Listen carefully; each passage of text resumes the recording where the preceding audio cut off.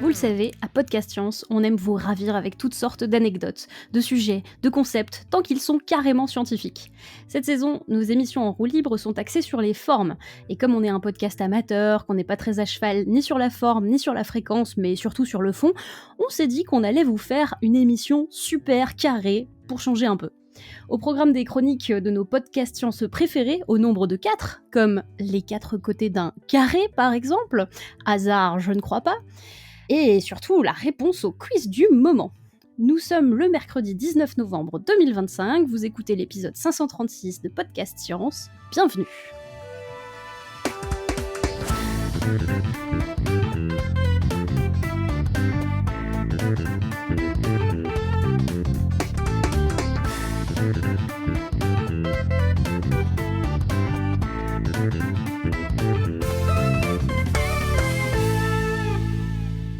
Et on commence par notre traditionnel tour de table, et on va faire le tour du carré des As. On a Pierre depuis Paris, Bonsoir. Cléora depuis Perduville, Hello. Clara depuis Paris aussi, Salut.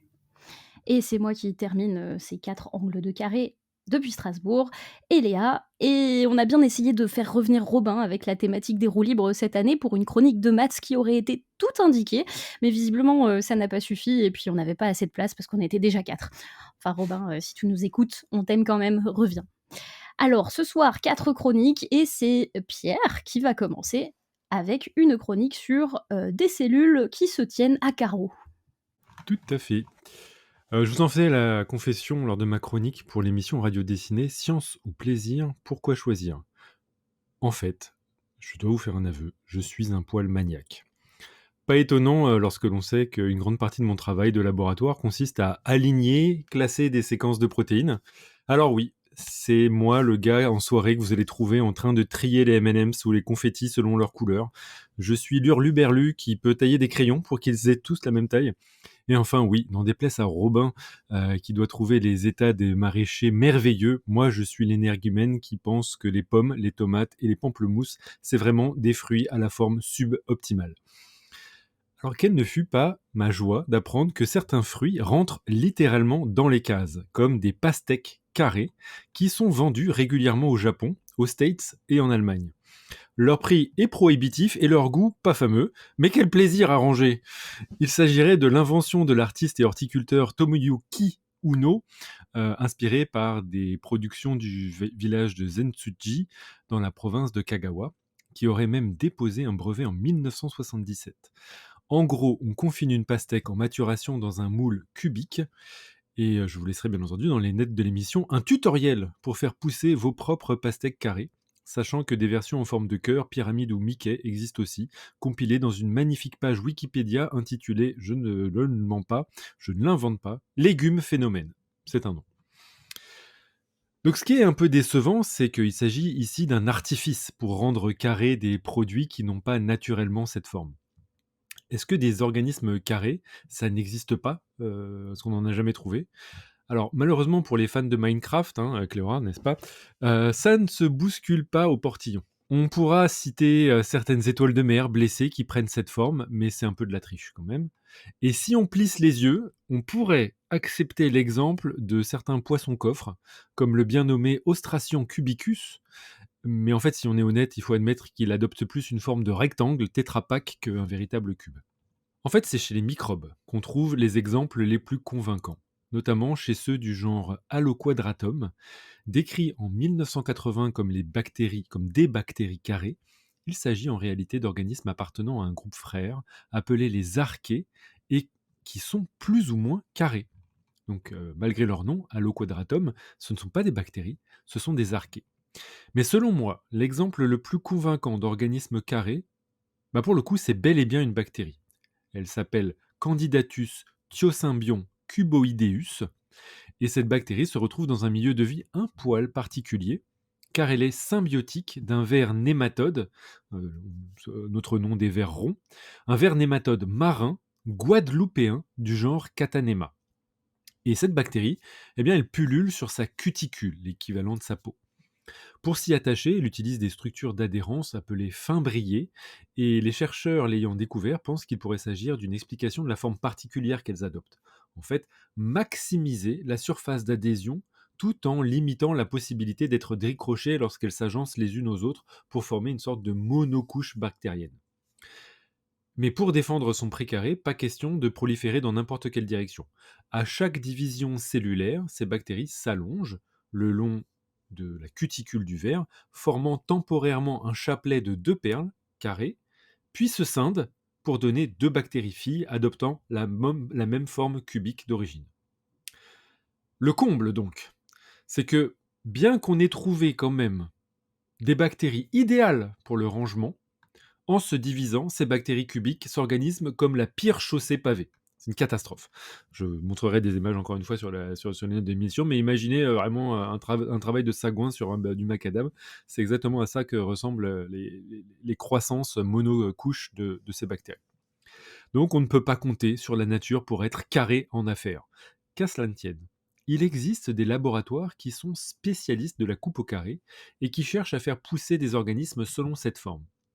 Et pour cette chronique, j'avais pas à chercher très loin parce que dans mon propre institut, l'Institut Jacques Monod, le directeur adjoint et de recherche Nicolas Minck a passé une petite partie de sa carrière à mettre des cellules en boîte. En 2011, notamment, il co-signait un article paru dans la revue Cell, décrivant ce qui arrive à des cellules œufs d'oursin lorsqu'on les place dans des sortes de moules microscopiques de taille et forme variées. Ronds, cônes, étoiles, triangles, rectangles et bien sûr carrés. Ces moules, en fait, ils sont réalisés en PDMS, polydimethylsiloxane, qui est à la base des sortes de caoutchouc en silicone et propice à la microfabrication de structures aux formes et dimensions hyper précises. Et ici, vu que les œufs d'oursin fraîchement fécondés ont une forme parfaitement sphérique, aux dimensions connues, on peut préparer des moules légèrement moins grands pour que, lorsqu'on dépose une lamelle de verre, la lamelle va pousser et aplatir les œufs dans chaque moule, les y confiner et les obliger à adopter la forme géométrique d'intérêt. Donc soit étoile, soit carré, etc. Donc on arrive à avoir des cellules qui ont cette forme. Mais d'ailleurs, pourquoi diable contraindre ainsi la forme de ces cellules ? Eh bien, ce qui intéresse Nicolas Minck, c'est de comprendre comment une cellule va se diviser lorsqu'on change sa forme. L'idée était notamment de tester une règle empirique, la règle de l'axe long ou règle de Hertwig, qui date du 19e siècle au passage, et qui est censée prédire l'axe de division d'une cellule en fonction de sa forme. Pour déterminer cet axe, il faut localiser le centre de masse de la cellule, donc dans une cellule sphérique c'est très simple, c'est vraiment pile poil au centre, et identifier l'axe le plus long qui traverse ce point. La division devrait se faire alors perpendiculaire à ce grand axe. En proposant donc de visualiser le résultat des divisions de cellules d'oursin aux formes diverses et variées, c'est un peu comme si Nicolas Minck défiait le bluff d'Hertwig en ne croyant pas à la possibilité d'un carré d'as. Il a eu raison de douter, car si dans certains moules la règle d'Hertwig se vérifie, ce n'est pas le cas dans toutes les configurations, notamment lorsqu'on met une cellule dans un moule qui lui donne une forme carrée. Si la règle d'Hertwig s'appliquait, donc on devrait obtenir une division selon une diagonale, qui est l'axe le plus long traversant le centre de masse de la cellule si elle a une forme carrée. Or, c'est plutôt le long de l'axe de symétrie de la cellule que se divise l'œuf carré. En suivant de près chaque étape de la division cellulaire, Nicolas Minck et ses collègues ont pu déterminer que la position et la forme du noyau dans la cellule, c'était un meilleur prédicteur de l'axe de division. En effet, en configuration carrée, on voit que le noyau de la cellule, il est bien au centre, il se déplace, d'abord il n'est pas au centre, mais d'abord il se déplace au centre quand il adopte sa forme carrée, il se déforme aussi un petit peu, en prenant une sorte d'aspect oblong, un peu comme un ballon de rugby, et cet axe-là, ça définit, en fait la forme de ballon de rugby, ça définit le futur axe qui va être perpendiculaire à cette forme oblongue pour que la division s'effectue. Et donc, fort de cette observation, les chercheurs ont développé un modèle bien complexe de prédiction du plan de division des cellules, prenant en compte des composants du squelette cellulaire qu'on appelle des microtubules, et plus précisément leur longueur, la force qu'ils peuvent exercer sur le noyau, etc. Bon, je crains que, par contre, vous expliquer en détail ce modèle computationnel vous mettrait rapidement la tête au carré. Donc désolé, c'est pas très carré de terminer ainsi ma chronique. J'aurais dû passer plus de temps à la peaufiner plutôt que de me promener dans le square. Enfin, plutôt le square. Square. Le square. Parfait. Plus de blagues sur les carrés. Et là, j'entends Robin qui dit « Tu confonds les carrés et les cubes, ça ne va pas du tout. Je suis parfaitement d'accord, j'assume, il avait qu'à être là. Je suis pas le seul qui a confondu les carrés et les cubes. Je dénonce pas. » Eh ben, j'ai hâte d'écouter cette prochaine chronique où on parle de cubes plutôt que de carrés. Y a-t-il des questions dans la chatroom? Il y a juste Yves qui parlait de... Est-ce qu'on parle de wombat? Comme quoi, ça serait des animaux carrés ou cubiques. Alors, c'est pas des animaux cubiques, mais ils font des crottes cubiques. Et on C'est vrai. a appris ça. Je relance vers une vidéo magnifique de Marie Trébert qui parle de ce sujet. Malheureusement, nous n'en parlons pas ce soir, je crois. Quelle tristesse. Et donc, tu veux pas nous en parler? Tu en sais plus sur les crottes de wombat? Bah, je sais que, pareil, ils ont vérifié déjà si c'était vrai, et c'est le cas. Ils ont fait des modèles avec les intestins de wombat, qui permet, du coup, de créer des tubes de haut à la sortie. T'as des trucs carrés. Donc, hyper important pour, je crois, des procédés industriels, etc. Ça peut être adaptable. Et on s'est inspiré du caca de wombat. Normalement, on m'avait dit que c'était des bornes de territoire, genre littéralement des carrés pour borner son territoire qui était carré. Ah bon? Ah oui. Ça, j'ai pas entendu ça. Ouais, moi aussi j'ai entendu ça. Ouais, Ils ont un territoire carré et du coup, ils font des... Non, ils font comme des chiens. C'est et louche. tout. Ils font des caca pour marquer leur territoire, quoi. Ah non, mais ça, je pense que c'est pas impossible qu'ils fassent caca carré pour Caca marquer le carré. territoire. Mais je pense pas que ce soit la forme qui Ah non. explique la fonction. Oui, c'est sûrement un lien aussi avec le fait qu'ils vivent dans un milieu particulier et que du coup, leurs cacas sont pas très hydratés. Ah ouais, peut-être. Ouais. Ah, ça fait des cubes séchés, d'accord. Exactement, ça fait des cubes séchés. Peut-être qu'on peut les lancer pour jouer au dé, je sais pas, j'ai pas testé, mais Ah, il y a une question d'Antipathès, attends. La forme de la cellule peut-elle influencer la forme de l'organisme? Par exemple, l'œuf carré peut-elle changer la forme de l'animal? On n'a pas laissé pousser l'oursin après avoir fait l'expérience des divisions. Généralement, il passait à 2, 3 ou 4 divisions, mais pas plus. Donc on ne sait pas si à la fin on a un oursin. Mais par contre, plus génériquement, si on prend la question sous un autre angle et qu'on parle d'autres types de cellules, comme les cellules de plantes, par exemple, il y a beaucoup de cellules de plantes qui ont une paroi plus ou moins angulaire autour, et le fait qu'il y ait cette paroi rigide et cette structure un peu plus anguleuse que la cellule arrondie des cellules animales, c'est ce qui leur permet de pousser en hauteur et d'avoir des contraintes mécaniques qui les font tenir droit aussi. Donc là, la structure influence la fonction quand même. Très bien, s'il n'y a pas plus de questions, je vous propose qu'on passe à la deuxième chronique, celle de Cléorard. Oui, où j'aimerais vous parler d'un temple gallo-romain qui a la particularité d'être carré. Normalement cubique, mais je vais parler de carré. Vous entendez? Attendez 2 secondes. Et l'idée, en fait, que je viens de parler d'un truc aussi spécifique ne vient pas de nulle part. En fait, il y en a pas loin de chez moi, de là où j'habite, en pleine forêt. Des ruines, en tout cas. Parce que oui, quand on parle de gallo-romain, ça veut dire du temps des Romains et des Gaulois, autour du 1er et 2e siècle de notre ère. Du coup, il reste plus grand-chose, on n'a plus tout le temple cubique, mais on a bien des traces carrées, des fondations des murs. Tout ça bien caché et tapissé sous la forêt. Mais pour commencer, parce que je trouve un peu l'anecdote rigolote, j'aimerais vous raconter la petite histoire de sa découverte. Donc, comment on sait qu'un temple gallo-romain existait là, au beau milieu de nulle part? Eh ben, on le doit à un riche Gugus qui avait l'habitude de chasser avec ses riches copains à la fin du 19e siècle dans cette forêt. La forêt des Avis, de son petit nom. Elle était et est encore un terrain de chasse historique apprécié par les riches du coin. On raconte même que Churchill serait aussi venu chasser par là. Mais bref. Un riche Gugus de notre histoire, donc ce riche Gugus-là, il s'appelle Gaston le Breton, un haut bourgeois normand. Un comble pour un Normand de s'appeler le Breton, mais passons. Comme il ne travaillait pas depuis son enfance, il avait plein de temps pour lui et plein de passions, comme voyager, chasser donc, et fouiller des trucs pour les ramener chez lui dans ses musées. Ouais, parce que notre Gaston, à l'occasion, était directeur de plusieurs musées de Rouen. Et il aurait trouvé le lieu paumé en pleine forêt, intéressant à fouiller à côté de chez moi, par le nom porté par ce lieu-dit, qui est le Tertre. Tertre venant de tertre, c'est-à-dire une colline de terre, qu'elle soit naturelle ou artificielle. Le mot tertre peut aussi faire référence à un tumulus préhistorique, par exemple. En 1892, notre Gaston revient alors sur les lieux non pas pour chasser, mais pour se la jouer à Lara Croft en venant fouiller. Et si je détaille l'anecdote, c'est parce que l'improviste archéologue qu'il était se la jouait vraiment à Lara Croft, hein. Par exemple, juste sur ces fouilles-là, il aurait découvert des vestiges gallo-romains, un tumulus préhistorique avec des sépultures, et surtout il serait même entré dans une grotte de calcaire préhistorique, tenez-vous bien, par le trou d'un terrier de renard, selon ses dires. Je clôt le spectacle en le citant, hein. Donc je le cite: «Mon apparition dans la grotte fit sortir des lapins qui passèrent effrayés entre mes jambes, tandis que les chauves-souris qui tapissaient la voûte me frôlaient la figure de leurs ailes.» On ne sait plus si on lit une description scientifique ou le scénario d'un futur Indiana Jones, bref.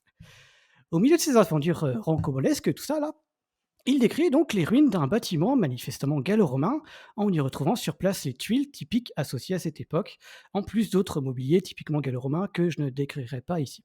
Ce qui nous intéresse aujourd'hui, c'est le bâtiment. Et ce qu'il en reste, ce sont donc des murs qui dessinent un carré. Pour mon exemple local, un carré d'environ 7 mètres de côté. Voilà. Un temple gallo-romain qu'on catégorise comme être un fanum. Et c'est de ces fanums que j'aimerais un peu vous parler. Un fanum, F-A-N-U-M, est donc un temple gallo-romain majoritairement carré, de quelques 10 mètres de côté environ. Et ils ont été décrits et catégorisés par un autre Normand, un certain Léon de Vesely, en 1909. Des catégories qu'on utilise encore aujourd'hui. Et le petit temple à côté de chez moi n'est pas un cas isolé. On en dénombre plusieurs centaines ici et là. De la Bretagne à la Belgique en descendant jusqu'en Suisse. Bref, toute cette zone-là. Et rien qu'en France, on en décompte déjà plus de 800 découverts. Donc toute cette zone là, que je vous ai décrite, là, de la Bretagne à la Belgique en descendant jusqu'en Suisse, ça regroupe en fait les territoires des peuples celtes et belges que l'Empire romain appelait gaulois. Et ces petits temples se sont construits après que les Romains aient conquis les Gaules, et même plus particulièrement environ un siècle après, à partir des années 40-50 du 1er siècle. C'est donc sous domination romaine que ce genre de temples sont apparus dans les Gaules rurales lointaines. Voilà une première particularité de ce temple carré. On ne le retrouve pas partout. C'est un temple typiquement gallo-romain rural. C'est à la fois donc gallo-romain, à la fois gaulois et romain. Ainsi, sur la côte d'Azur, par exemple, c'est la côte d'Azur actuelle, qui appartenait à une province plutôt proche de Rome, il n'en existe aucun ou très peu. À la limite, il existe bien des temples qui ont la même fonction, mais beaucoup plus citadins et gréco-romains. On peut citer, par exemple, comme on est dans la chronique carrée, hein, on peut citer la Maison Carrée à Nîmes, qui date à peu près de cette même époque. La Maison Carrée, c'est un temple typiquement romain, encore debout aujourd'hui et classé au patrimoine mondial de l'UNESCO. Il est certainement un des mieux conservés au monde, avec ses colonnes typiques dont les Romains raffolaient, donnant un petit style grec à la manière d'un mini Parthénon, pour le décrire en audio. Maison carrée, par contre, qui n'est pas carrée, mais rectangulaire, mais bref. Par rapport à un fanum gallo-romain rural, le temple romain citadin, comme la maison carrée de Nîmes, a beau avoir un peu les mêmes fonctions, un peu les mêmes structures de base, c'est quand même fortement différent. En fait, le fanum n'aurait pas eu la même tronche architecturale. La seule chose similaire, c'est que c'est un temple, en l'honneur d'une divinité donc, parfois surélevé sur un podium, et dont l'intérieur est strictement sacré, réservé à la divinité. Dedans, souvent, on y mettait une statue la représentant. Un espace clos, interdit au public, dont seuls les prêtres et initiés pouvaient accéder. Cet espace clos, on l'appelle la cella. Voilà ce qu'il y a de commun entre un temple romain et un fanum gallo-romain rural, la cella, construite en rectangle ou en carré, en un espace réservé et sacré. Par contre, son architecture et même les rituels réalisés étaient différents. Pour savoir à quoi ressemblait un fanum, on ne peut donc pas se fier à la maison carrée de Nîmes, qui est purement romain et citadin. À quoi ça ressemblait du coup un fanum ? On ne sait pas trop. C'est toute la difficulté de l'archéologie, hein. On a beau avoir des traces de fondation des murs, la forme réelle que le bâtiment faisait dans tout ce volume, cubique du coup, pas carré, dans toute sa hauteur, etc., on ne peut pas deviner magiquement à quoi ça ressemblait. On n'a aucun exemple d'un fanum, sauf un. un seul exemple où des murs existent encore, celui du temple Janus en Saône-et-Loire, où 2 murs en équerre s'élèvent encore de ses 24 mètres de haut. La première idée qu'on ait d'un fanum est donc d'un bâtiment d'une petite base carrée de 7 mètres de côté environ, avec des murs qui s'élevaient verticalement à plus de 20 mètres de haut. Ça semblait si haut que, pour l'anecdote, avant qu'on comprenne que ce soit un temple, les archéologues de l'époque imaginaient que ça puisse être une tour défensive ou une tour de guet. Un fanum, c'est donc une simple tour renfermant un espace sacré carré, ce qu'on appelle la cella. Un espace clos avec très peu d'ouverture et une seule porte dirigée toujours vers l'est, et dont le toit était toujours en tuiles romaines. L'intérieur logeait donc une petite statue représentant la divinité, et les murs auraient été très neutres, genre tout blanc, en tout cas à l'intérieur. De toute façon, personne n'entrait à l'intérieur, sauf événements exceptionnels, les initiés, les prêtres, etc. En revanche, l'extérieur des murs était bien plus coloré. Sur mon exemple local, on retrouve des traces d'enduit jaune, sur d'autres proches de Rouen, des motifs dessinés en rouge, et sur des trouvailles plus précieuses, des fleurs et des représentations humaines. Voilà à quoi ressemblait un fanum, un bâtiment carré fermé avec une porte tournée vers l'est. Mais c'est le cas pour une petite minorité des fanums, parce que jusque-là je n'ai pas dit, mais en réalité on a une autre structure supplémentaire. Sur la grande majorité des vestiges archéologiques de ce genre de temple, quand on fouille le sol, les fondations des murs qu'on observe ne dessinent pas un carré, mais 2 carrés. Un carré emboîté dans l'autre. Le plus petit carré, c'est celui que j'ai décrit jusqu'ici, le carré de la cella, c'est-à-dire l'espace sacré dont les murs s'élèvent telle une tour. Et le deuxième carré, externe, de quelques mètres à peine, en fait, c'est un mur qui l'entoure une fois de plus. Celui-ci s'élèverait moins haut et aurait permis de soutenir une sorte de portique ou un préau collé à la tour.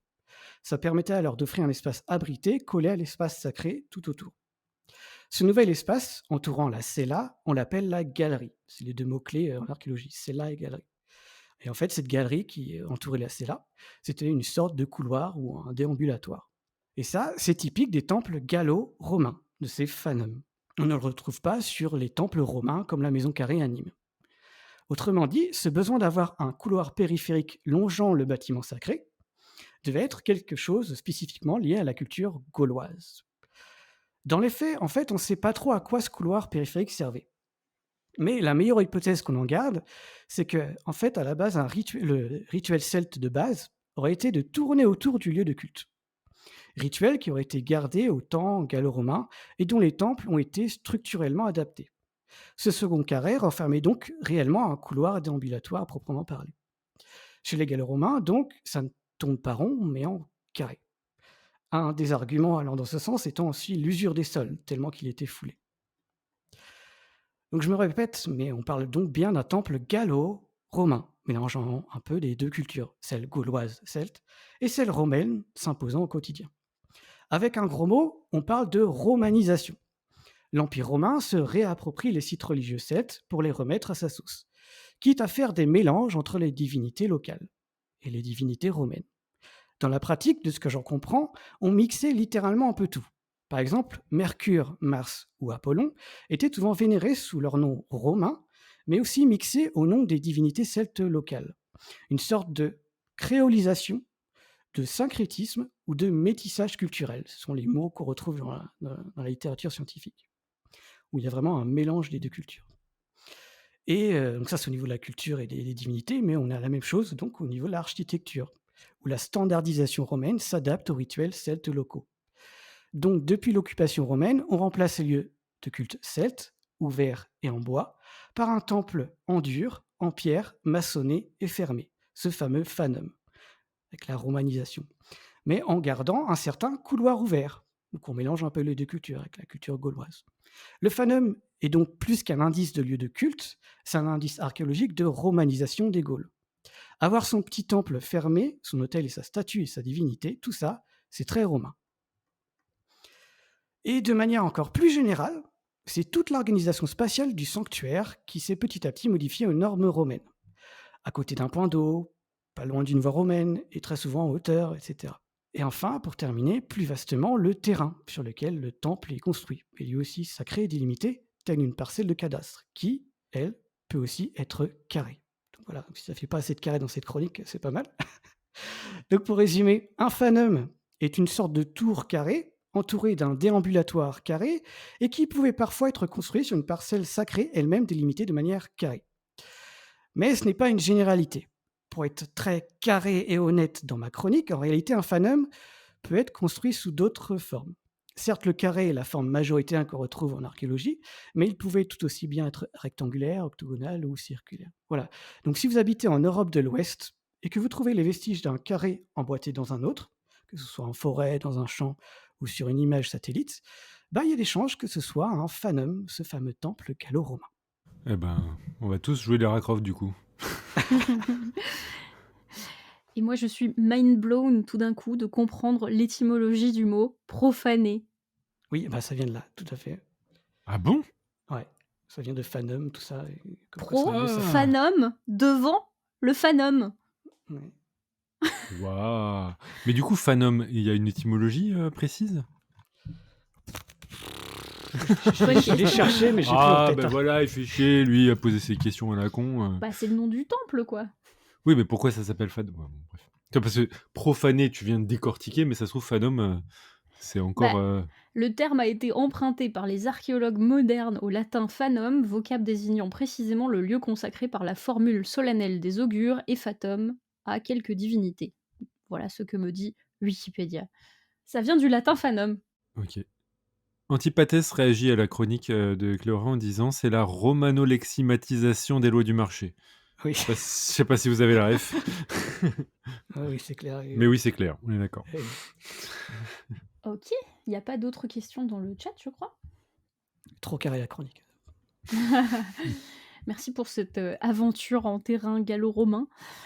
Et maintenant, je vous propose de passer non pas dans le passé, mais dans le turfu, et non pas sur Terre, mais dans l'espace, parce qu'on va parler de satellites avec Clara. Et oui, bonsoir tout le monde. Aujourd'hui pour ce thème, je voulais vous parler de carrés dans l'espace. Alors non, ce ne sont pas des planètes que l'on fait pousser entre 6 planches, mais des CubeSats. Alors les CubeSats, c'est quoi? Ça fait partie de la famille des nanosatellites. Ce sont donc des petits satellites construits sur des bases d'unités cubiques, 10 cm x 10 cm x 10 cm. Ça c'est une unité, un U. Avec un poids total sous les 2 kg. Donc c'est des petits satellites en taille, mais aussi en masse. Un des intérêts est qu'on peut mettre plusieurs unités ensemble. Actuellement, les CubeSats ils varient de 0,25 U, donc globalement des dés de 2,5 cm, à 27 unités, mais ça n'a pas encore été mis en orbite. La majorité actuellement des CubeSats envoyés ces dernières années sont de 3 ou de 6 unités, ce qui permet de porter jusqu'à quand même 10 kg de charge. Alors je vais vous raconter un peu l'histoire de ces CubeSats. Elle commence en 1999 quand les chercheurs Jordi Puig Suiari de la California Polytechnic State University et Bob Twiggs de l'université de Stanford décident de créer des mini-satellites cubiques comme projet éducatif, voilà, afin d'apprendre aux étudiants l'électronique, la programmation, plus généralement tout ce qui est informatique autour des satellites. Bref, pour faire un TP. Alors c'est un bon moyen pour éventuellement pouvoir envoyer des expériences en orbite, mais à un prix abordable par les universités, ce qui est toujours intéressant. En effet, comme ils sont tout petits, les CubeSats peuvent faire du stop sur les lancers prévus et juste se rattacher à un emplacement libre pour être déployés par la suite par un système de ressort, donc c'est boing, ce qui réduit très fortement le coût de l'opération. L'idée est plutôt bonne, mais ne rencontre pas un succès immédiat, pour ne pas dire qu'on les prend carrément de haut. D'ailleurs, aucune organisation spatiale n'apporte de finances à ce projet. Les premiers lancés, tout premier étant en 2003, sont effectués sur des lanceurs russes, c'est pour dire, pour des Américains. En fait, l'industrie spatiale du lancement leur a clairement dit que ça ne faisait pas de profit et qu'ils n'en avaient rien à faire de l'aspect éducationnel, ce qui n'est pas hyper étonnant. Bob Twiggs y raconte même que leur réponse a été « Donnez-nous un demi-million de dollars, on étudiera la chose, et si ça fait sens économiquement pour nous de le lancer, on le fera. » Bon, on comprend qu'ils se soient retournés vers les Russes. C'est pourquoi, pendant une dizaine d'années, la majorité des CubeSats lancés provenaient des universités. Sauf que, en vrai, c'est hyper rentable. Et par conséquent, maintenant, la majorité des lancements actuels proviennent d'usages commerciaux, de start-up, et il y a eu beaucoup de développements effectués par les corporations aérospatiales. La conséquence est que, à ce jour, d'après la base de données des nanosatellites, au 30 avril 2025, il y avait quand même 2730 CubeSats qui avaient été lancés. Pas mal pour un projet qui est à la base un petit TP. La miniaturisation amène des défis technologiques, bien entendu, et les premiers CubeSat avaient une durée de vie assez faible, donc de quelques mois, une fois en orbite, pour des questions entre autres d'énergie, puisqu'il faut une batterie, ce qui pèse assez lourd, ou des panneaux solaires qui prennent de la place. Quand on a 10 centimètres, on n'a pas beaucoup de place. Et maintenant, on est sur des durées en fait, de plusieurs années pour certains CubeSat. Avec l'utilisation commerciale, de l'argent a été injecté dans cette technologie, dans les développements qui se sont effectués, améliorant la durée de vie, la précision des mesures, etc. Et en plus, ces développements de miniaturisation peuvent être utilisés dans d'autres domaines, ce qui est toujours intéressant. Donc les CubeSats sont toujours envoyés comme charge secondaire et déployés, soit depuis une fusée, soit maintenant aussi depuis l'ISS. La NASA a même créé la CubeSat Launch Initiative pour subventionner les universités, les lycées et toute autre organisation à but non lucratif pour envoyer des CubeSats. Ce qui se passe, c'est que maintenant, c'est très standardisé en termes de taille, de plateforme, c'est-à-dire tout ce qui est fonctionnement du satellite, à la fois appareil de communication, pilotage ou source d'énergie, etc. Ce qui fait qu'on trouve assez facilement les composants, les capteurs, les kits de la bonne taille et plein d'autres choses comme ça. Si vous voulez voir ça, il y a même un site qui s'appelle cubesatshop.com et vous pouvez y acheter par exemple un spectromètre infrarouge miniature de moins de 230 grammes pour la modique somme de 23 700 €, mais tout prêt à être installé sur votre CubeSat, ce qui réduit encore le coût, bien évidemment. Niveau aspect technique, pour l'énergie, eh bien, comme je dis, il y a les panneaux solaires qui peuvent recharger des batteries lithium-ion. Et si les panneaux sont pas assez grands, l'idée émerge en ce moment d'éventuellement faire une sorte d'origami avec les panneaux pour qu'ils se déploient totalement et avoir vraiment un grand panneau solaire sur un tout petit cube. On peut aussi avoir des batteries directement, mais comme ça pèse lourd et que ça prend de la place, et qu'on n'a que 10 cm sur 10 cm sur 10 cm, finalement, c'est pas toujours la bonne solution. Ce qui est intéressant aussi, c'est au niveau de la propulsion, puisqu'on n'a pas énormément d'énergie. Et là, il y a plusieurs solutions qui sont développées. On peut soit utiliser un gaz comprimé relâché, un peu comme dans Wall-E, soit une propulsion chimique, une propulsion électrique, mais aussi, depuis assez récemment, des voiles solaires. Alors la voile solaire, c'est une technique qui utilise la pression de rayonnement exercée par la lumière, ou plus précisément les photons du soleil sur une voile. Et cette technologie, jusqu'à très récemment, c'était carrément de la SF. Donc pour moi, la voile solaire, c'est vraiment le vaisseau de Dooku à la fin de Star Wars 2. Et la voir se déployer, c'est le cas de le dire maintenant, c'est assez incroyable.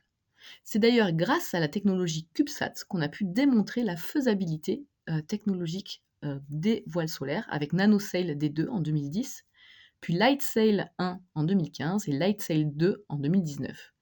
Il y en avait aussi une sur Artemis il y a quelques années, le programme pour retourner sur la Lune, Artemis 1, mais la communication n'a jamais pu être établie, donc c'est un peu raté. Alors, bien évidemment, on ne peut pas faire autant de choses avec un CubeSat qu'avec une énorme mission spatiale à quelques milliards d'euros.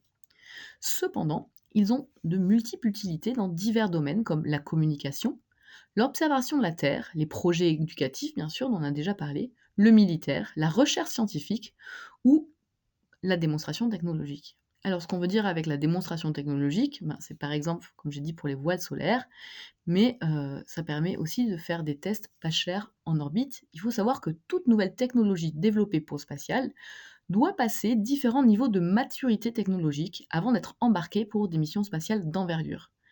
Il y existe une échelle qui s'appelle TLR, Technology Readiness Level, qui demande de faire des démonstrations en fait de cette maturité technologique.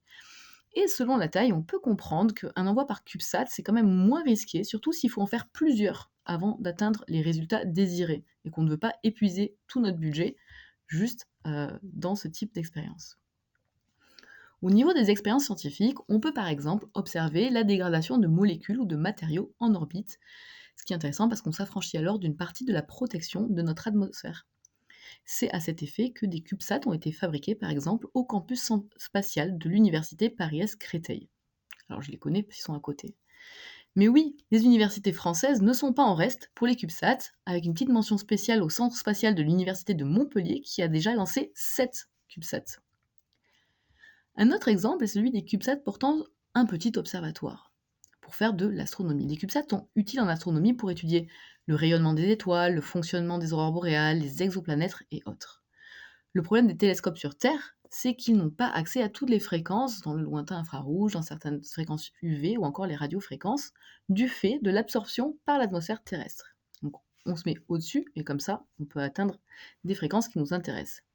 Alors évidemment, il y a des télescopes dans l'espace, comme le James Webb Spatial Telescope, le JWST, pour les intimes, sauf qu'ils ont de nombreux usages et usagers, et par conséquent, il y a une forte demande d'heures d'observation qu'il faut répartir entre les utilisateurs du monde entier. Donc, on ne peut jamais rester très longtemps sur une direction.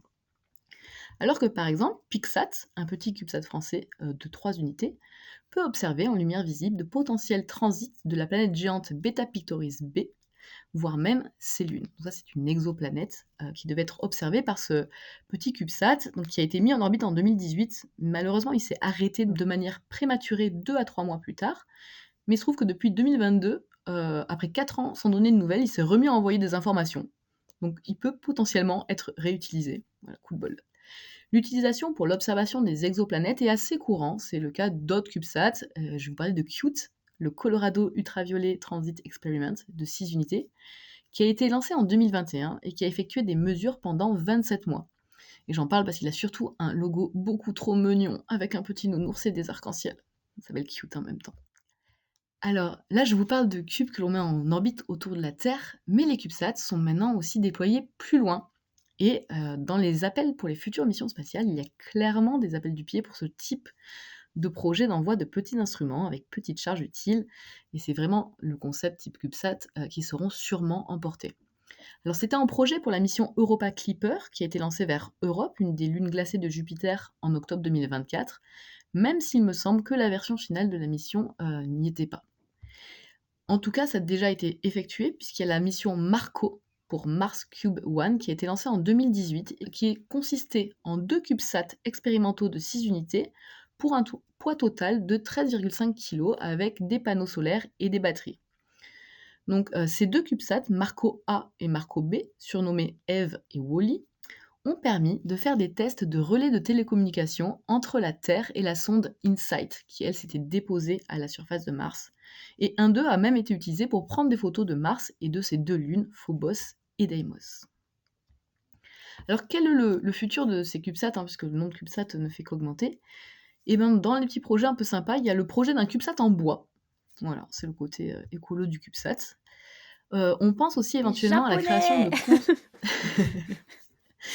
à la création de constellations de CubeSat, comme on fait avec les satellites, en fait, mais avec des mini-satellites, sauf que comme on les éjecte avec des ressorts, on se dit qu'il ne faut peut-être pas tout éjecter en même temps, que ça risque de se percuter, donc éventuellement en faisant des éjections les unes après les autres. Bon, c'est en réflexion. Et puis pour les universités sont un peu fait damer le pion sur les CubeSats et l'innovation par les grosses boîtes privées, d'accord, qui est maintenant totalement dominée donc par le privé. Donc ils ont trouvé une petite niche, c'est d'aller dans des CubeSats encore plus petits, qu'on appelle des Pocket Cubes. Et donc ce coup-ci, ils font 5 cm de côté. Donc ça demande encore plus de développement en termes de miniaturisation. Voilà, donc de quoi jouer au dé avec l'ISS. Et maintenant vous dites « Ah mais ça a l'air trop bien, je veux fabriquer un CubeSat !» Eh ben si vous voulez fabriquer un CubeSat, mais vous n'avez pas d'université avec un tel programme à côté de vous, ce n'est pas un souci. Déjà, il y a le programme Fly Your Satellite de l'ESA, qui permet aux étudiants de développer leur CubeSat avec l'aide de spécialistes. Il y a des appels réguliers, je crois que le dernier devait être en 2022, donc il y en aura sûrement un bientôt. Et puis, si vous aimez le do-it-yourself et que vous avez du temps à revendre, vous pouvez tout simplement télécharger CubeSat 101, Basic Concepts and Processes for First-Time CubeSat Developers, un dossier de la NASA qui vous explique quoi faire en une centaine de pages. Voilà, vous n'avez pas le blueprint, mais comme dit précédemment, c'est très standardisé, donc tout se trouve. Et ce document va vous dire combien de temps vous prendra chaque étape, la documentation à avoir pour un vol certifié, comment avoir des financements, bref, tous les aspects de gestion de projet et où trouver les informations qui manquent. Donc je vous mettrai le lien, et puis si jamais vous envoyez un CubeSat, n'oubliez pas de nous le dire. Paye ton tutoriel, quoi. J'aime beaucoup le satellite en bois, ça me fait tellement penser à Outer Wilds du coup. Mais oui. Ah ouais. Alors, moi je m'intéresse pas du tout aux missions spatiales, mais depuis que j'ai appris que les Japonais, ils se sont dit quand même c'est nul, on envoie plein de déchets dans l'espace. C'est d'ailleurs une remarque qui a été faite dans le chat, on va polluer l'espace maintenant, Ouais. on n'a pas assez pollué la Terre. Et ils l'ont fait en bois de magnolia, et ils ont choisi ce bois pour sa résistance après avoir envoyé une planche d'échantillons se faire exposer par les les rayons cosmiques. Et il y a une photo sur Wikipédia avec tous les petits échantillons de bois comme ça qui sont restés dans le vide spatial. Et ils ont choisi du bois de magnolia, je trouve ça incroyable. Voilà. Il y a une raison pour que spécifiquement le bois de magnolia résiste comme ça au vide Bah, spatial? il a des propriétés très résistantes et puis c'est le bois qu'on utilise pour faire les fourreaux d'armes ou de choses comme ça traditionnellement. Alors j'imagine que c'est particulièrement résistant et pertinent. Ouais, je sais pas pourquoi j'aurais parié sur le bambou, moi, de prime abord. Alors là, il parle de contreplaqué dans le truc Ah que tiens, j'ai trouvé, dans ce qui est vraiment en train de se faire. Je vais aller Hmm. chercher. Du contreplaqué de magnolia, du coup. Ouais, je sais pas. C'est une compagnie qui prévoit de faire ça bientôt. À voir si ça se fait. En tout cas, au niveau des déchets, il n'y a pas trop de problème parce que quand ils meurent, comme ils sont tout petits, il y a tout qui se détruit dans l'atmosphère. Ouais. Ouais. Donc celui-là, il s'appelle le Lignosat. Ligno pour lignine. mais Et ben, le mien, il s'appelle le Woodsat. tout de même, est-ce qu'il n'y a pas un énorme risque de percussion d'autres trucs dans l'espace et que ça fasse exactement comme on a vu dans Gravity? Ouais, alors ça c'est une théorie qui existe, qui a un nom sur les déchets spatiaux. Mhm. Déjà, ça dépend à quelle hauteur on envoie. Et puis là, on a des trucs, on va dire, de 10 cm qui se baladent par rapport à tout le reste qu'on a envoyé actuellement dans l'espace. Si c'est bien calculé, normalement, il y a pas de souci.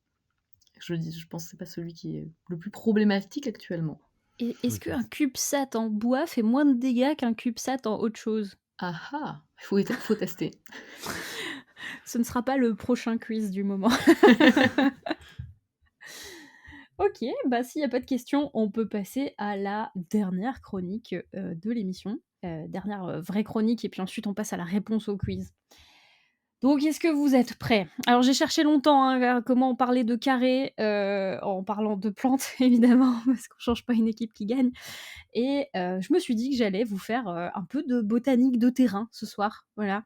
Parce que, alors là, j'ai besoin de vous. Vous avez déjà regardé des plantes. En général, si vous regardez une tige de plante, ça a quelle forme? C'est rond. Tube. Ouais. C'est Ouais, un rond, tube, ouais. c'est cylindrique. Est-ce que vous connaissez des plantes qui auraient des tiges pas rondes? Les patates. Non. C'est pas une tige déformée, le tubercule? Oui, ok, d'accord. Mais je te parle la partie qui porte les feuilles. Genre vraiment la tige aérienne, quoi. Moi, j'en ai déjà vu, mais alors je serais incapable de dire ce que c'était comme plante. En tête, j'ai le gaillet, mais je sais pas pourquoi. Eh ben, c'est juste, Ok. c'est juste le gaillet. Oui. Le gaillet, c'est une plante d'une famille qui s'appelle les rubiacées. Alors, c'est une famille qui est plutôt tropicale. Chez nous, on trouve que des petites cochonneries toutes herbacées, toutes petites, là, comme Ouais. les gaillets, par Avec les exemple. petits trucs collants, là, et tout ça, les machins. Ouais, t'as le gaillet gratron qui s'accroche à tout là parce qu'il a des petits poils. Ouais. Et effectivement, si on regarde la tige et qu'on fait une section, eh ben ça fait un carré. Donc Oh. je ne parle pas de rectangle, mais je parle bien de carré, puisqu'on parle de section de tige. J'avais deux exemples, c'était les cactus Les et les euphorbes. cactus et Est-ce que les ça fait... euphorbes. Alors non, c'est pas carré. Des fois c'est anguleux, ça fait des petits lobes comme ça, mais c'est pas carré. Right. Est-ce que vous pouvez penser à d'autres familles? Voilà, tu me demandes. Alors, sur le terrain, pour identifier des plantes, on peut pas connaître les noms de toutes les plantes autour de nous, parce qu'il y en a beaucoup et ça demande un effort de mémoire quand même. Et du coup, on utilise des clés de détermination. Et puis, dans une clé de détermination, c'est un peu comme un livre dont vous êtes le héros, hein. On vous pose des questions. Est-ce que la fleur est blanche? Si oui, allez page 1. Est-ce que la fleur est jaune? Si oui, allez page 3, et ainsi de suite. Jusqu'à ce qu'on trouve le nom de la plante et pas le trésor à la fin. Donc ça, c'est le principe de la clé de détermination.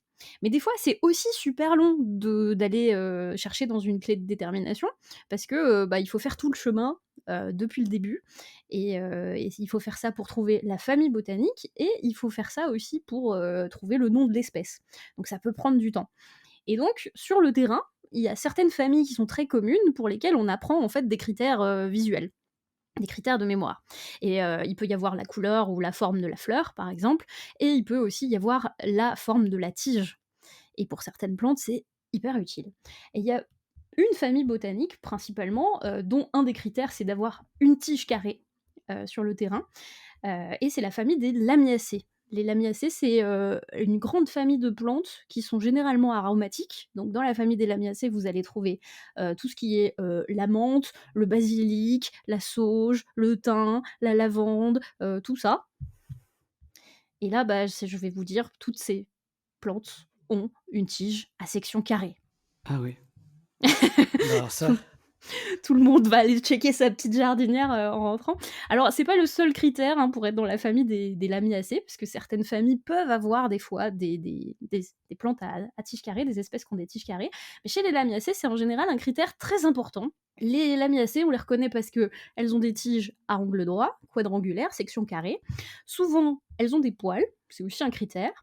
Les feuilles, elles sont opposées, c'est-à-dire qu'elles sont en face l'une de l'autre sur la tige. Et elles sont non seulement opposées, mais en plus elles sont décussées. Alors ça veut dire que si vous regardez l'étage des feuilles d'en dessous, elles sont opposées mais à 90 degrés par rapport à celles d'en dessous. Donc à chaque fois on tourne à 90 degrés comme ça. Hop.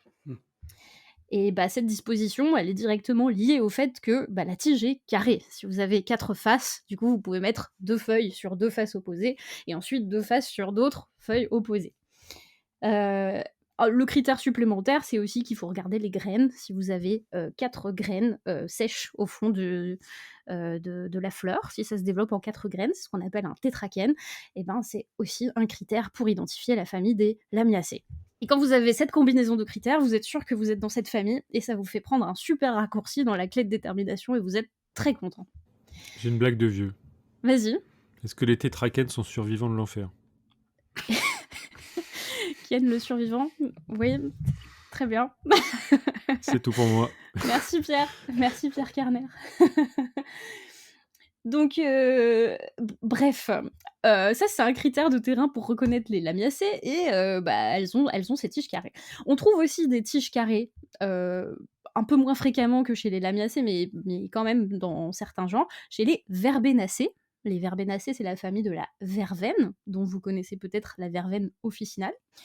Et puis, vous en avez un peu des fois chez les Boraginacées, ça c'est la famille de la bourrache ou de la consoude. On a dit les rubiacées déjà. Et d'autres familles ont pas forcément des plantes à tiges carrées, mais des tiges un peu anguleuses. dans la chatroom, on dit les chamallows, c'est carré aussi. Les chamallows, c'est carré. Sinon, il y a la rhubarbe que nous dit Brenzia aussi. La rhubarbe a des tiges un peu anguleuses, effectivement. Elles sont pas carrées. Elles sont plutôt en forme de canal, de gouttière. D'ailleurs, ce qu'on mange dans la rhubarbe, c'est pas la tige. Désolée de vous l'apprendre, mais c'est le pétiole. Donc c'est la partie qui relie la feuille à la tige. C'est très très long comme pétiole. C'est très long comme pétiole et ça se mange. Alors, si on reparle de ces Lamiacées qui sont un peu des cas d'école de tiges carrées et qu'on réfléchit, on fait une coupe, c'est intéressant parce que je peux pas vous montrer d'image là, mais si je devais vous décrire, toute l'organisation de la tige fait que les vaisseaux de la plante qui conduisent la sève, ils sont aussi répartis à des endroits stratégiques, c'est-à-dire dans les angles du carré plutôt que tout autour par rapport à une tige cylindrique. Donc toute l'organisation à l'intérieur de la tige, elle est un peu chamboulée, et d'ailleurs il y a souvent du creux à l'intérieur de ces tiges parce que cette structure carrée permet plus de rigidité qu'une tige cylindrique, et ça permet d'avoir plus de vide à l'intérieur. Et donc on peut se poser la question, comment ça se fait que cette famille, elle a plein de représentants, la majorité, qui est des tiges carrées? Comment ça se fait qu'il y a plein de représentants de cette famille qui ont des tiges carrées, Léa? Merci Pierre de poser la question. Alors, je vais vous la faire courte parce que, comme beaucoup de questions en sciences, elles ne sont pas toutes répondues. Donc j'ai pas la réponse finale, et ce sont plutôt des hypothèses sur quel serait l'avantage d'avoir une tige carrée pour des plantes. On n'a pas encore d'expérience vraiment formelle qui montre que c'est le cas. Et là, je vais faire un raisonnement un peu finaliste en termes d'évolution, mais on pourrait se demander quels sont les avantages que ça représente d'avoir une tige carrée par rapport à une tige cylindrique. Donc, la première, ce serait qu'une tige carrée, ça résiste globalement mieux à la flexion qu'une tige qui est parfaitement cylindrique. En gros, si vous avez des vaisseaux qui sont dans les 4 angles, ça fait un peu comme les poutres d'une maison, et ça consolide les côtés, et donc vous pouvez tordre moins facilement votre plante que si elle est cylindrique. Du coup, ça permet à la plante de rester dressée, même quand on a des grandes feuilles très lourdes, très abondantes, même quand il y a du vent. Quel intérêt ça aurait d'avoir des grandes feuilles très abondantes, etc. Bah, c'est plus de feuilles, plus de photosynthèse, donc plus d'exposition à la lumière, plus de nourriture, c'est super. Il pourrait y avoir aussi une meilleure résistance mécanique, mais en termes d'utilisation de la matière. C'est-à-dire que si vous pouvez avoir une rigidité équivalente à une tige cylindrique, mais en mettant globalement moins de cellules, moins de matière, puisque vous pouvez mettre un creux, ça tient quand même, eh ben, c'est un avantage en termes d'utilisation de la matière et de la nourriture. Voilà. Il y a aussi une autre hypothèse qui est que bah, ça peut participer à une répartition plus optimale des feuilles. Vu qu'elles ont des feuilles opposées décussées, ça veut dire que vous avez toujours 2 panneaux solaires exposés à la lumière, et puis ensuite l'étage du dessus, bah, il est alterné à 90 degrés, donc ça laisse de la place pour que les feuilles du dessous, elles soient quand même exposées à la lumière, sans gêner, sans être gênées par l'ombre de l'étage supérieur. Ça va, vous voyez à peu près? Donc ça permettrait aussi une meilleure optimisation des feuilles à la lumière. Il y en a qui disent aussi que ça pourrait permettre de créer une meilleure régulation, une meilleure canalisation des intempéries, donc une meilleure évacuation de l'eau le long des tiges, une meilleure résistance au vent, à la prise au vent. Souvent ces plantes, elles ont aussi des poils sur les arêtes, sur les côtés, et ça pourrait servir de sorte d'échelle pour les insectes, et notamment pour les insectes pollinisateurs qui voudraient escalader la tige. Alors c'est encore une fois une hypothèse, puisqu'il y a beaucoup de pollinisateurs qui volent, donc ils n'ont pas grand-chose à faire, mais en admettant qu'ils veuillent monter sur la tige, ça leur permettrait aussi de le faire. Voilà, et donc c'est intéressant aussi de voir que dans cette famille, il y a un ensemble de traits qui ont l'air d'avoir évolué ensemble. Le fait que les feuilles soient opposées décussées, ça a l'air d'aller avec le fait que bah, la tige est carrée. Le fait que la structure est creuse, globalement, c'est intéressant aussi. Et c'est aussi intéressant, et ça c'est une hypothèse que j'ai lue dans certaines publis, ça n'a pas été démontré, mais toutes ces plantes produisent des odeurs, elles sont très aromatiques, elles produisent des huiles essentielles. Et donc cette résistance permettrait potentiellement d'être dans des environnements où il y a beaucoup de vent, et où les odeurs pourraient être diffusées du coup plus facilement, tout en assurant la structure et la rigidité de la plante sans qu'elle se casse la figure. Voilà. Donc c'est des hypothèses, c'est des hypothèses, et bah, c'est assez rigolo parce que finalement chez nous, sous nos latitudes, il y a vraiment que cette famille qui a ce critère très présent chez à peu près tous les genres, et on ne sait pas encore totalement à quoi ça sert, mais en tout cas bah, ça a l'air d'être carré chez les lamiacées, quoi. Nice. Du coup, dès que je Voilà. verrai un lamiacée maintenant, je regarderai. Oui, bah, vous pouvez toucher maintenant quand vous trouvez une plante aromatique de la famille des lamiacées, donc la sauge, le basilic, Je m'en etc. suis jamais rendu compte que la tige était carrée, tu vois. Alors il y en a, c'est légèrement plus discret, hein, c'est genre un carré mais avec des angles pas pointus, hein, c'est des angles arrondis, mais globalement il y a 4 côtés. Et c'est poilu. Et c'est souvent poilu, ouais. Quasiment toujours. Bon, il fallu être capable de reconnaître déjà des plantes qui font partie de cette famille-là, parce que moi, tu me dis la sauge, le machin. Oh, le basilic, ça sent. Le Oui, basilic, le basilic, voilà. tu le vois. Donc vous pouvez les reconnaître à l'odeur, souvent, c'est des, des odeurs aromatiques. Et donc les critères visuels, je peux les rappeler, hein, voilà. Dans la famille des lamiacées, vous avez une tige carrée, souvent des poils, des feuilles qui sont opposées, décussées. Voilà. Je mime en même temps avec mes doigts, mais ça ne se voit pas parce qu'on est en podcast. Les 4 petites graines, le tétrakène, et puis si vous regardez la fleur, c'est des fleurs qui sont pas symétriques, donc elles n'ont pas des pétales bien répartis comme ça autour d'un centre, elles n'ont pas plusieurs axes de symétrie, elles ont un seul axe de symétrie, comme un visage, et elles ont souvent une corolle en forme de tube allongé avec 2 lèvres. Voilà. Donc cette famille, les lamiacées, avant, dans l'ancienne nomenclature botanique, on les appelait les labiers, parce que la fleur ressemblait à 2 lèvres qui s'ouvrent. Ah ouais. Voilà. Est-ce que les orties, ça fait partie des lamiacées? Non. Eh ben non, les orties, ça fait partie de la famille des urticacées. Pas du tout la même chose, donc pas du tout les mêmes fleurs. Et effectivement, la tige est aussi anguleuse. D'accord. Bon, j'y arriverai pas. Mais en plus, je voyais parce qu'il y a un truc qui s'appelle le lamier blanc, mais ici, il porte aussi le nom de ortie blanche. Ouais. Oui, bah ça c'est un peu un faux ami et c'est Faux souvent un ami, piège d'accord. en botanique parce que les feuilles se ressemblent beaucoup, Bah ouais. sauf que le lamier blanc il pique pas et l'ortie elle pique et il pousse souvent au même endroit. Mhm. Et donc on pense que c'est un avantage pour le lamier blanc, c'est il se planque dans les orties et en fait il se fait protéger Nous, on par le la fait massif pas. On d'ortie. sait qu'il a des tiges carrées. Voilà! Elle est à la vente, par contre, à fond, carré. Oui, la lavande, tige carrée, famille des lamiacées. Nice. OK, y a-t-il d'autres questions? Il y a eu des réactions pour parler de petites pilules bleues pour rendre les tiges rigides, mais je pense qu'on te fera passer. Ouais. Mais c'est une excellente transition pour, la réponse, à notre Ah! quiz, voilà. Parler de couleurs, très bonne idée. Donc bah, on a repris on va essayer de reprendre cette tradition de répondre à des quiz, à des questions que vous vous posez, qui sont, insolites, particulières, absurdes ou non et d'apporter des réponses très scientifiques à ces questions, qui peuvent paraître absurdes, mais qui sont en réalité toujours très intéressantes. Et l'idée reçue que, on m'a proposé de déconstruire, c'était celle selon laquelle le jaune attire les abeilles et que le bleu repoussait les mouches. Voilà. Donc, est-ce que dans la team Podcast Science, vous aviez un a priori sur cette question? Moi, je connaissais pas du tout. J'étais même pas au courant. Alors, la question avait été soumise sur le Discord de Podcast Science.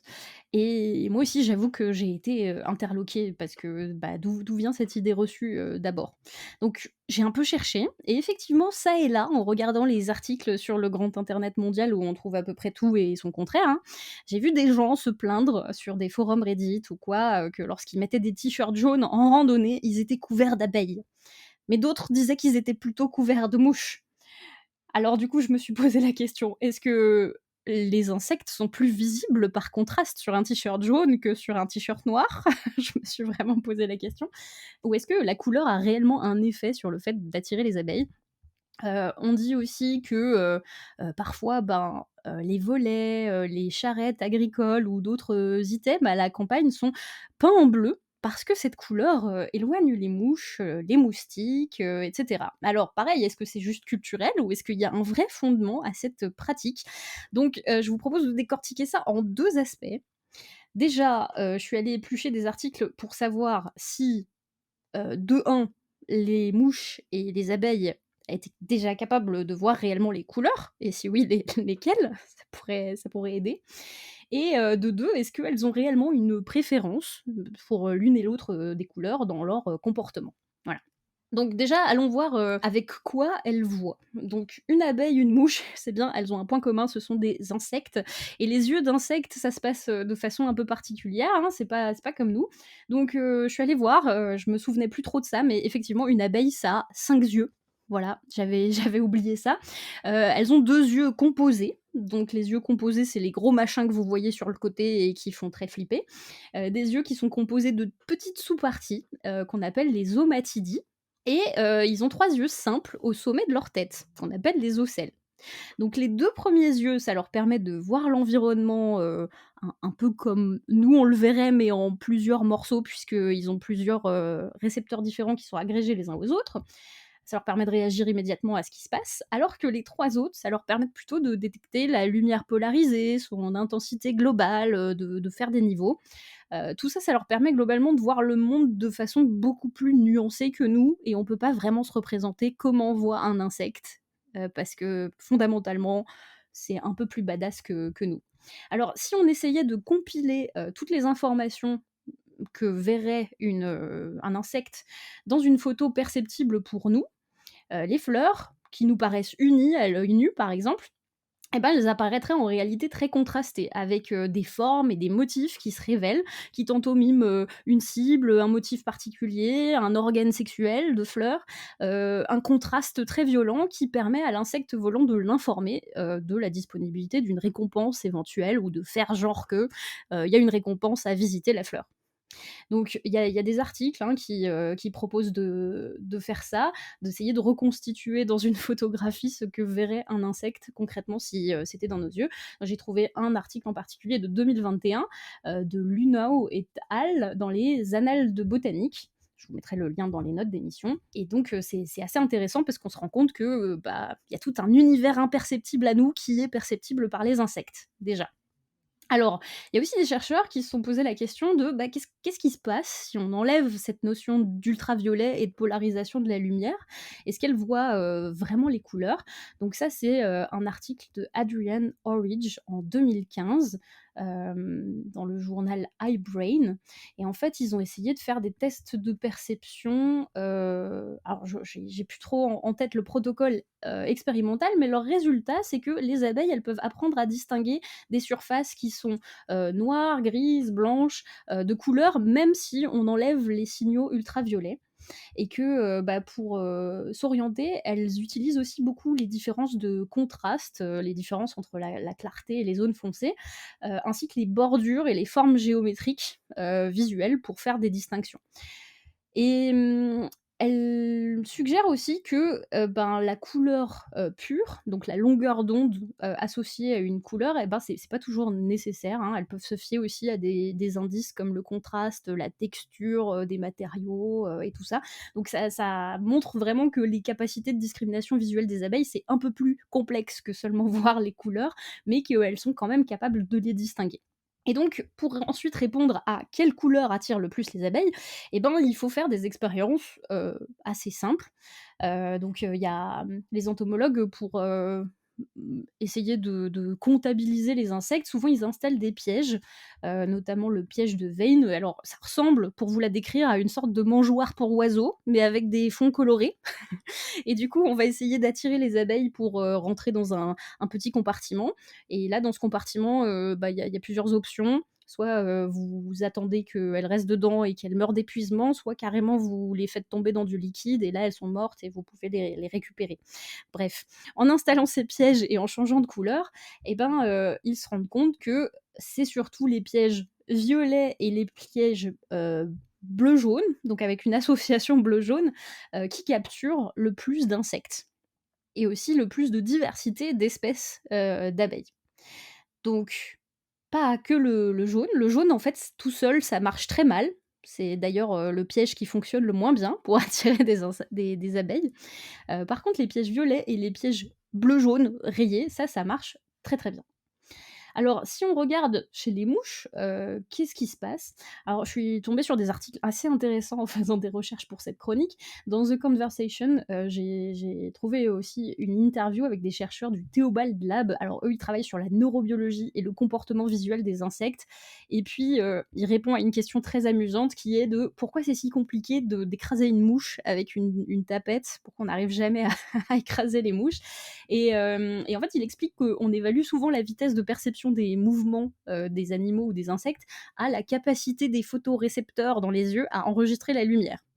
Et donc, nous, on estime que l'œil humain peut percevoir l'équivalent de 60 flashs de lumière par seconde, grand maximum, alors que les mouches, elles peuvent en percevoir jusqu'à 250 par seconde. Et là, la comparaison qu'ils utilisent, elle est assez rigolote. C'est si on emmenait une mouche au cinéma, nous, on irait voir un film de 24 images par seconde qui nous paraît super fluide. La mouche, pour elle, ce serait comme regarder très lentement un diapo photo. Et du coup, elle voit, elle voit carrément votre main venir, peu importe la vitesse que, que vous imposez à votre mouvement. C'est très très difficile en fait de réagir plus vite qu'une mouche. En plus, elles ont une vision à 280 degrés, donc quasiment totalement périphérique, qui lui permet vraiment de voir ce qui vient. En revanche, ça change en basse luminosité. Avec moins de photons lumineux qui arrivent dans leurs yeux, leurs mouvements deviennent plus erratiques et ça devient en théorie plus facile de les surprendre et de les écraser. Le problème, c'est que nous aussi, notre vision baisse en faible luminosité, donc on voit plus où elles sont, ce qui est quand même compliqué.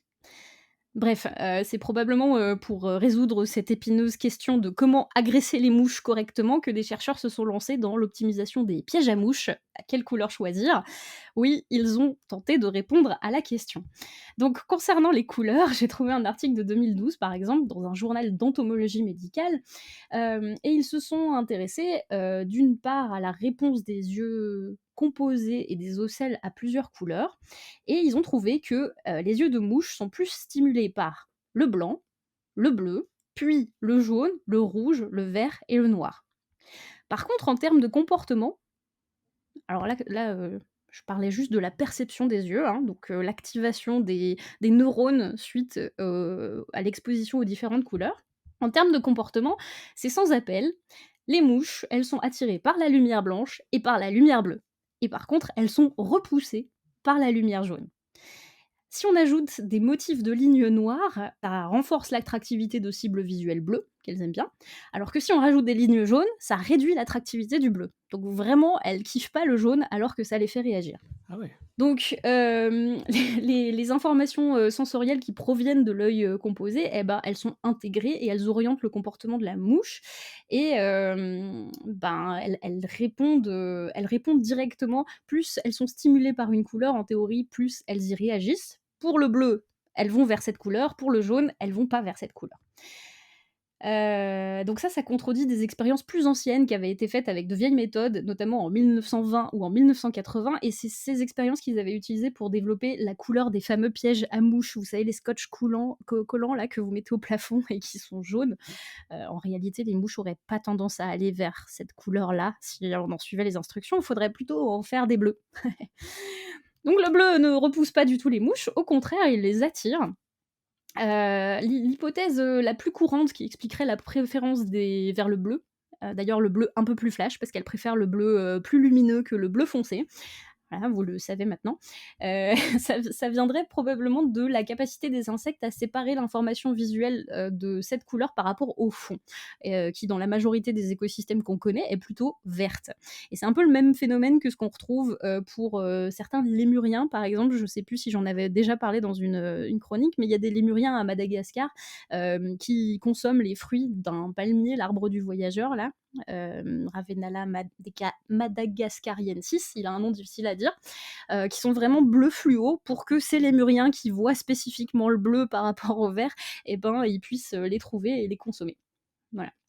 Alors, est-ce que toutes les abeilles et toutes les mouches ont les mêmes préférences de couleur? On pourrait se poser la question. Eh ben non, ce serait un peu trop facile. Il y a des articles qui montrent que selon l'écosystème, le climat, l'espèce, les préférences alimentaires de chaque espèce, pardon, eh ben, ça change et elles répondent un peu différemment. Donc dans certains cas, certaines espèces d'abeilles vont préférer aller voir des fleurs oranges alors que d'autres préféreront aller voir des fleurs blanches et il semble qu'il y a une coévolution dans certains milieux, entre les espèces d'insectes et les espèces de plantes. Alors il reste aussi cette fameuse question de mais pourquoi on peint les volets et les charrettes en bleu? Alors moi on m'a toujours dit que c'était pour repousser les moustiques. Hein, vous voyez les paysages bucoliques en Grèce, tout ça avec les volets bleus. On a toujours dit c'est pour repousser les moustiques. Ouais, j'ai toujours entendu ça aussi. Ouais, ouais. Bah là encore, j'ai eu beau chercher, il semble que ce soit une vaste fumisterie. Les moustiques, ils sont attirés par quoi? Ils sont attirés par le orange, le jaune, le rouge et encore plus par d'autres trucs que la couleur. D'ailleurs, ils discriminent pas quand il s'agit de couleur de peau apparemment, donc les moustiques ne sont pas, discriminants, vis-à-vis de la couleur de peau. Vous le saurez. Apparemment, ce qu'il ne faut surtout pas porter parce que ça les attire, c'est des carreaux noirs et rouges. Parce qu'ils J'avoue aiment que j'aurais beaucoup ce préféré qu'ils contraste. soient un petit peu racistes, mais de toute l'espèce humaine, hein, vous voyez. Voilà. Donc pour expliquer cette couleur de volet et puis aussi la couleur des charrettes, agricoles qui traditionnellement étaient bleues souvent, j'ai trouvé une explication plutôt intéressante, mais pas là où je l'imaginais. En fait, avant, on obtenait beaucoup la couleur bleue avec le pastel des teinturiers, Isatis tinctoria. On appelle ça aussi la guède et il se trouve que ces plantes, les extraits de cette plante et aussi la teinture bleue, auraient des propriétés antibactériennes, antifongiques, etc. Donc la teinture aurait un double effet qui se coule. En plus d'être jolie, ça rappelle la mer, tout ça, c'est bucolique, et ben ça protégerait le bois, les textiles ou les autres choses qu'on teindrait en indigo. D'ailleurs, au Japon, on revient sur les innovations japonaises, ils ont même fait des masques antibactériens en les teignant avec de l'indigo naturel pour justement obtenir cet effet antimicrobien. Ouais, mais le rouge aussi a ces effets-là, en fait. Du coup, Oui, certes. la garance qui était utilisée dans les pantalons des soldats a aussi normalement la même chose. Donc, moi, je pense que c'est plutôt parce que c'est juste joli, en fait. C'est sûrement ça. Je n'ai trouvé personne pour me dire: «En fait, on l'a choisi juste pour, parce que c'était joli» et tout le monde continue à me dire que c'est les moustiques, mais c'est faux. Voilà, c'est faux et d'ailleurs, je me fais toujours autant piquer quand je vais en Méditerranée, hein, même si les volets sont bleus, dans Ah, le Airbnb que je loue. même Donc, plus, parce qu'il y en fumisterie. a plus. Exactement. Voilà, donc si, c'est aussi cool le bleu, chez les insectes et qu'ils aiment, le bleu, bah, on peut il reste à se poser la question de pourquoi, chez les plantes, il y a aussi peu de fleurs bleues dans la nature, hein? On pourrait se demander alors que c'est la couleur préférée des abeilles, des mouches et cetera et bah, ça, c'est une autre histoire. J'y ai particulièrement répondu dans un article de la Garance voyageuse, dans le numéro 140 que je mettrai sur le blog et dans quelques articles qui parlent de, comment être fleur bleue, heu, dans le monde végétal et vous pourrez retrouver ces articles sur le blog du Plantoscope. Voilà, hashtag autopromo. T'en avais pas parlé pour l'émission bleue? Probablement que si. Moi, ça m'a évoqué aussi la chronique que j'avais faite pour au moment où on faisait les couleurs et les motifs, euh, pour parler des zébrures et des barres Ouais. qu'on peut avoir et qui ont une influence justement sur les temps notamment, et qui explique pourquoi les zèbres sont zébrés, en d'autres termes. Mais du coup, ils devraient être jaunes et non pas blanc et noir. Exactement. C'est ouf quand même. Moi, je m'attendais que tu fasses un debunk total, genre en disant quelle que soit la couleur, c'est fini quoi. Bah non, elles ont quand même des préférences. Mais Si ouais. on met du jaune, du coup, on n'attire pas les moustiques? Si J'ai tu changé mets toute du ma garde-robe pour l'été, là, en fait. si, le jaune, ils aiment bien, ils aiment bien. Attends, mais j'ai pas compris. Ils aiment bien ou ils aiment pas bien? Les C'est les mouches qui aiment. moustiques. Les Les moustiques, ils aiment bien moustiques. le jaune, mais les Ouais, mouches, ils aiment pas le jaune. ouais. Ils n'aiment pas le jaune, putain. Eh ben merde. Après voilà, les moustiques, comme je disais, il y a plus de facteurs encore, donc les gradients de, dioxyde, de carbone dans l'air, les phéromones, tout ça, enfin, Ouais, les moustiques sont quand même motivés par beaucoup de choses, donc bah, tant qu'ils peuvent avoir à bouffer, oui, ouais. Voilà! Est-ce qu'il y a-t-il des questions? Écoute, il y a des gens qui se posent des questions sur la couleur des charrettes. Je n'arrive pas à suivre pourquoi ils se posent des questions comme ça. Et Antipathès qui demande si c'est bien l'article Pas facile d'être fleur bleue sur Plantoscope. Tout à fait, donc Pas facile d'être fleur bleue, c'est un article qui explique, comment est-ce qu'on obtient, la pigmentation bleue chez les plantes et que c'est pas des processus, métaboliques, faciles à mettre en œuvre et que ça a un coût et voilà, ça explique qu'il y ait si peu de bleu. Alright. Voilà, je vous propose que l'on passe à la citation de l'émission. Pierre, c'est toi qui l'avais trouvée? Tout à fait. Je te laisse, la piste. Eh bien, écoutez, c'est un homonyme qui l'a trouvé et qui l'a fourni. Le carré est un triangle qui a réussi ou une circonférence qui a mal tourné. C'est Pierre Dac. Qui est Pierre Dac? C'est un humoriste qui faisait beaucoup de jeux de mots. Très bien. Merci Pierre Dac pour cette pièce de philosophie sur le carré. Alors, on arrive au moment de l'émission où il faut vous parler du prochain quiz. Donc, le Discord de Podcast Science a tranché. On a eu un vote. Et la question, c'est le taux de caféine est-il plus important dans un expresso que dans un allongé? C'est une question qui a été proposée par Barenzia, que l'on remercie. Et ce sera l'objet de la prochaine réponse au quiz dans la prochaine émission Roue Libre. Donc, d'ici la prochaine émission Roue Libre, ce que vous pouvez faire, c'est nous écrire à podcastscience@gmail.com pour nous donner vos hypothèses, vos justifications, etc. et participer à l'élucidation de cette grande question métaphysique du petit déjeuner. On attend vos réponses et vos messages. Et on peut le faire aussi sur le Discord. Tout à fait, on peut le faire sur le Discord puisque nous avons un Discord. Donc rejoignez-nous. Bon, bah les petits poditeurs et les petites poditrices, Ce soir, on a appris plein de trucs. On a appris que les cellules de bactéries sont les plus carrées des cellules, même si c'est difficile de mettre le vivant dans des cases. Que les Romains ont inventé des temples carrés qu'on appelle des fanums et que c'est difficile à profaner parce que ça a disparu un peu. Qu'on pouvait envoyer des cubes satellites de 10 centimètres par 10 centimètres par 10 centimètres dans l'espace, juste pour le fun, ou pas. Que certaines plantes pouvaient avoir des tiges carrées et qu'elles étaient très stylées. Et globalement, que l'équipe confond les carrés et les cubes en moyenne. Donc maintenant, après toutes ces émotions, il est l'heure d'aller se mettre au lit. Un petit carré de chocolat pour vous récompenser d'être arrivé jusqu'ici, et on se retrouve dans la prochaine émission.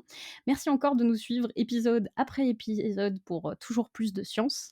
Merci aux personnes qui nous soutiennent sur Patreon, qui nous envoient de l'amour et parfois des bières. Et si vous ne voulez rien rater, suivez-nous sur les réseaux sociaux, Facebook, Instagram, LinkedIn, on est presque partout. Et est-ce qu'on vous a dit qu'on avait un Discord ? Rejoignez-nous, on y est vachement bien. Donc, rendez-vous au prochain épisode, et en attendant, que servir la science soit votre joie.